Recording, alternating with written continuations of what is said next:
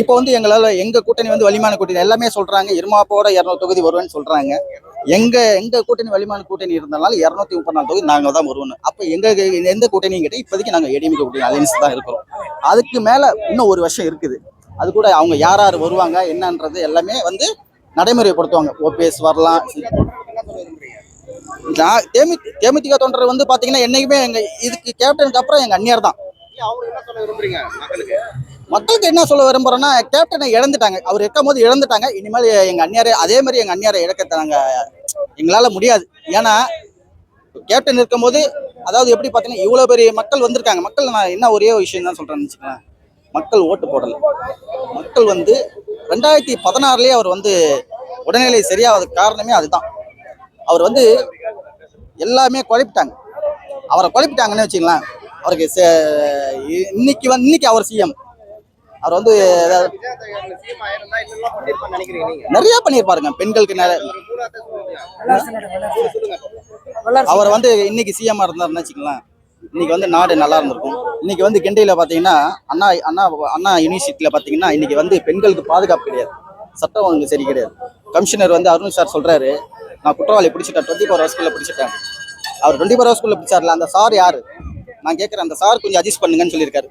அந்த லேடி வந்து பார்த்தீங்கன்னா அவங்க பேரண்ட்ஸ்கிட்ட சொல்லி பேரண்ட்ஸ் வந்து கைடன்ஸ் கொடுத்து நீங்கள் தைரியமாக சொல்லுமா நான் பார்த்துக்கிறேன் அப்படின்னாங்க அவங்க பேரண்ட்ஸ். அதுக்கப்புறம் பார்த்தீங்கன்னா அவங்க தோழிக்கு நடந்திருக்கு. இதை மாதிரி நடந்தது அப்படின்னா பாதுகாப்பு என்ன இருக்குது? இன்னைக்கு இவ்வளோ காவல்துறை இருக்காங்கல்ல, அங்கே என்ன பண்ணுறாங்க? 10 வருஷமா போய் உலக வந்திருக்காரு. ஒரு குற்றவாளி வந்து 10 வருஷமா போய் போறாரு. அப்போ அவருக்கு பின்னாடி யாரு?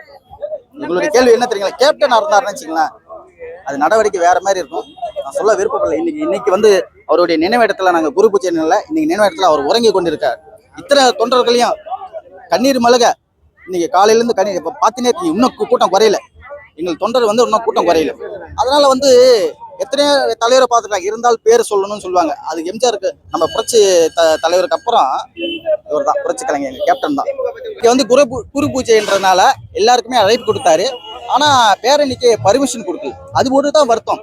ஆனா போன எங்க கேப்டனுக்கு அரசு மரியாதை 72 தொட்டு எல்லாமே நல்லா பண்ணாரு இந்த ஆளுங்கட்சி.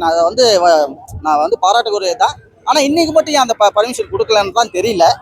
அவருக்கே தெரிஞ்சு போச்சா நான் தெரியல. இந்த கூட்டம்லாம் வந்திருக்குது, எல்லாமே போயிருக்கோம். ஆமா, நெருக்கடி தான். அது வந்து காவல்துறை வந்து பாத்தீங்கன்னா எங்களுக்கு பர்மிஷன் வரல அப்படின்ற மாதிரி சொன்னாங்க. அப்ப அவர் கையில தான் இருக்கு. அது அந்த டிபார்ட்மெண்ட் அவர் கையில தான் இருக்குது. அவர் போன வருஷம் பாத்தீங்கன்னா எல்லாமே பண்ணாரு. அதெல்லாம் அது வந்து அவருக்கு வந்து அதான் சொல்றேனே, எங்க அந்நியார் சொன்ன மாதிரி ஒரே வார்த்தை என்ன சொல்லி முடிக்கும்னா, எங்க கேப்டன் வந்து அரசியல் வராதுக்கு முன்னாடி அவருடைய தந்தையாருக்கு பாத்தீங்கன்னா மெரினால ஒரு கூட்டம் போட்டார். அது மிகப்பெரிய ஆனா அவங்க குடும்பத்துல பாத்தீங்கன்னா கலைஞர் மேலே ஒரு பாசம் இருக்குது, சிஎம் மேலேயும் ஒரு பாசம் இருக்குது. அவர் அண்ணன் தான் கூப்பிடுவார் எப்பவுமே. இப்போ கூட சமயத்துல பேட்டி கொடுத்துருக்காரு, தெரிஞ்சிருக்காரு அப்படின்னு. ஆனா அவர் கேப்டன் வந்து டாக்டர் சொல்லும் போது ஒரே விஷயம் என்ன சொன்னாருன்னா, கேப்டன் உங்களுக்கு தான் ஒத்துழைக்கிறாரு. எங்க அந்நியார் பார்த்து கேட்குறாங்க டாக்டர். ஆனா கையை கொடுத்து நல்லா பேசுறாரு போறாரு. ஆனா ஃப்ரீடம் அந்த இது வரல.